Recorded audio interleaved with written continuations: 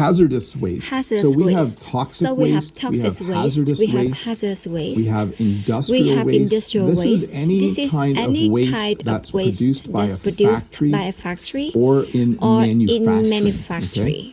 Okay? So that's a big So difference. that's a big difference. Let's see. American English for this guy. In Maine, most bottles and cans can be redeemed for 5 cents. Very cool. Milk jugs cannot be returned for any money. for any money. That's why we put it That's in why bags. we put it in here bags in Canada. So you can recycle the bag. Anyways, let me get back. Let me get back. There are many kinds of waste produced by factories. So factories. again, hazardous waste, industrial waste, toxic waste. We even have nuclear waste from nuclear power plants. And all of this needs to be disposed of properly. If you just dump hazardous waste into a river or stream or lake into the ground, is bad for the environment. So that's one of the things that most countries are trying to get under control to reduce the amount of hazardous waste and other types of waste that's going to the environment. We also have household waste. See all this garbage. Can we zoom in? So I can see the garbage. Household waste is anything generated by people in their homes. Okay? In our house, because I have yes, I'm married, and Jen and I have 5 children. Only 4 right at home right now. university, One's at but university. We generate quite a bit of household waste. We try not to. We try to produce as little household waste as possible. But household waste is also bad for the environment. If it's disposed of improperly. It would also just be called garbage or trash. The formal term would be household waste. Here's some effects that humans have on the environment. These are some of the things that's just going to talk a bit about how pollution and emissions affect the environment around us. One of the things that it does is create endangered species, or it creates a situation where certain animals and sometimes plants are in danger of becoming extinct. Talk about extinction. This is the bobolink.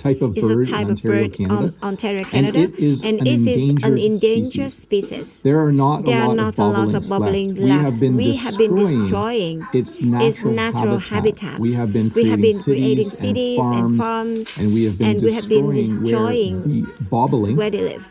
I picked the bobolink because one is the endangered species, also starts with the word bobolink. Anyway.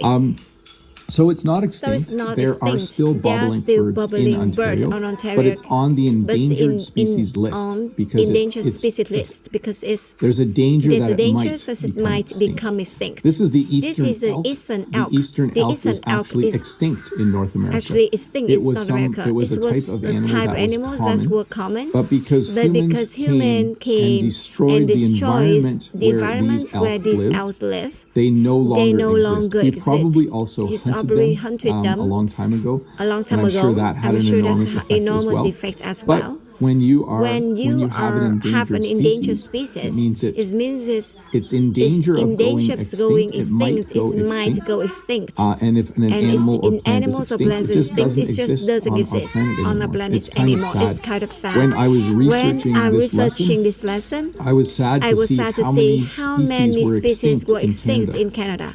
It was a lot.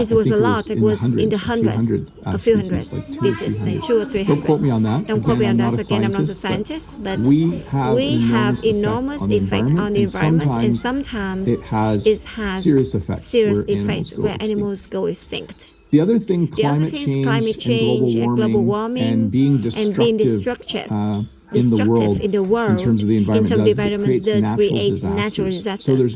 So there's more droughts. There's more flooding. There's more extreme weather. There's more things happening in the world because we're not taking care of our planet. And we would say that those are natural disasters.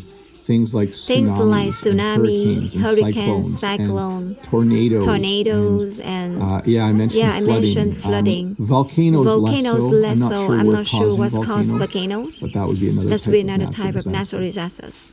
So extreme weather.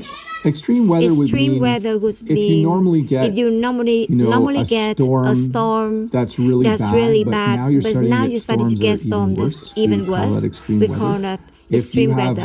If you have high winds of 80 to 90 kilometers an hour, and maybe you have storm winds at 100 and 110 kilometers now, that would be extreme weather. We are definitely experiencing extreme weather in Canada. We have more summer days over 30 degrees Celsius last year than we have had in many decades. So extreme heat can also be an extreme weather. We have something in English called the carbon footprint. The carbon footprint is a newer term in the last 5 or 10 years, at least for me.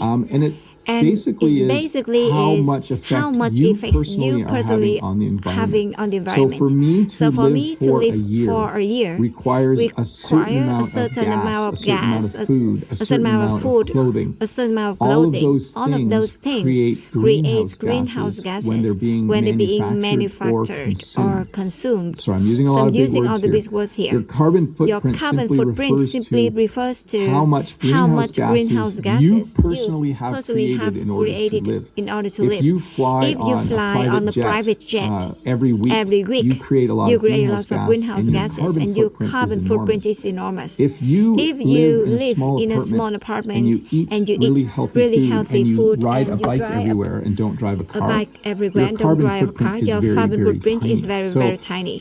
So we definitely want to think about what our carbon footprint is as we go through our daily lives. When we talk about things that are good for the environment, we say that they are earth-friendly or they're environmentally friendly. We do certain things because they're good for the environment. As much as we just talk about many things that are bad for the environment, there are more and more things every year that humans are doing that are good for the environment. One of those is composting. So we do not put our food scraps in the garbage. We have a separate pail and we call it our compost pail. And that's where you put things like the tops of your carrots. When you get your vegetables ready and there's some leaves that are brown that you can't eat, you throw it in the compost.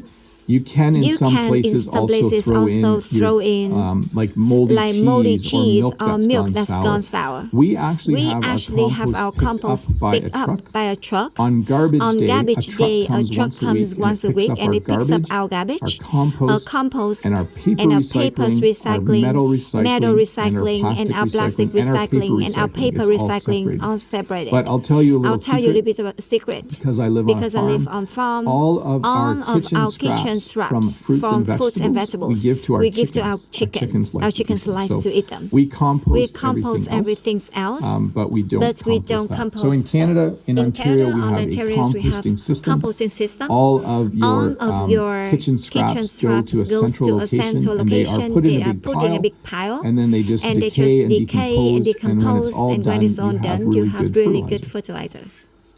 We also use more and more things that are biodegradable. Let me say one more time. When something is biodegradable, it means that it's made of all natural substances. And if you throw it on the ground, over time it will just decay and disappear. I use the word decay a lot. Decay is when something goes from the brand new and slowly disappears. Bacteria and insects, different things eat it. And then eventually it's just gone. So we have things now that are biodegradable. This spoons, fork, and knives are made of wood, bamboo, some of biodegradable stuff made of bamboo. But we say that word one more time. Biodegradable. Simply means that it will decay and left in the environment. It is made of all natural materials. In Canada and in many other places in the world, we have recycling programs. Recycling is when take something that humans have made and then you use it again to make new things. In Canada, we recycle our metal, we recycle our paper, we recycle our plastic, and we are not very good at it though. Okay, we're getting better, but we still have a lot to do to get. We're not perfect.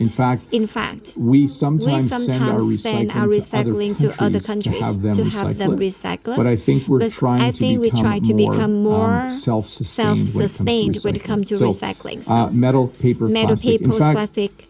If you watch my videos, You noticed? I have an old vehicle in the middle of my yard. I actually had it taken away to get recycled last week. So it was no longer drivable. But they will recycle the vehicles. They will take off the tires. They will take off metals. They will basically take the cars apart and recycle all of the reusable things in it. But recycling, I think around the world, we could all continue working on getting better at it, including working on getting better at it. A little bit better at it. We let a little bit better at it. At school, some students still throw their recyclable stuff in the garbage. It bothers me.